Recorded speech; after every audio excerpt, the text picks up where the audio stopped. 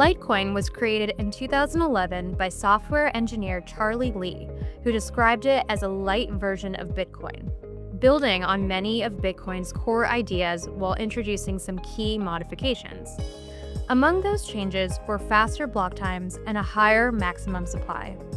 These design choices were made in an effort to support more frequent transaction processing and broader coin distribution over time. At launch, the Litecoin blockchain consisted of just 3 blocks, the Genesis block and 2 additional blocks, created to help secure the network's initial state. Unlike some digital assets, Litecoin was launched without a pre-mine or allocation to founders, insiders, or early investors.